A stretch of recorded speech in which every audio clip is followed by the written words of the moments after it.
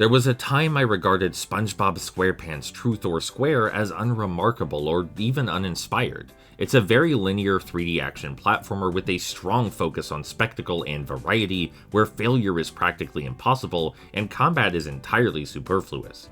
Having now played it several more times over the years, I've grown fonder of it and its design. It's easier to see what it does right than what it does wrong, and it's honestly a more thoughtful counterpart to contemporary platformers like Astrobot.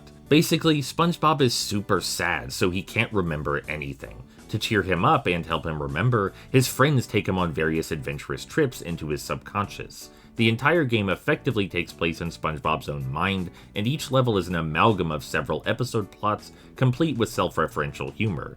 It's easy to be lazy with this sort of premise and just shoehorn in a series of nostalgia-bait callbacks, but Truth or Square goes the extra mile to recontextualize and reinvent some of these classic moments, creating new scenes out of them. You're not just feeding hungry anchovies by cooking up patties, you're bouncing bubblegum balls off of walls to fire up a Krabby Patty launcher. You're fighting robots underneath Spongehenge, you're navigating harrowing hazards in the Mermalair while Barnacle Boy bickers on the loudspeaker.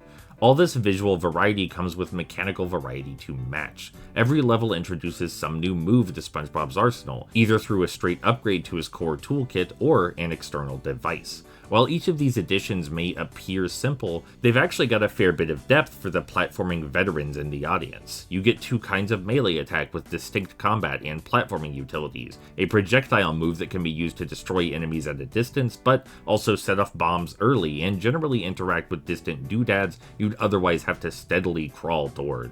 And there are a slew of environmental gadgets and temporary power-ups too, like this bungee bubblegum wad. Initially it seems fairly stiff and mechanical, but you can jump out of it at any point, allowing you to skip massive chunks of level if you're clever. Even seemingly rote abilities like SpongeBob's Muscle Pants upgrade have some nuance, allowing you to smash optional, otherwise unbreakable barriers, showing you the environment from a new angle.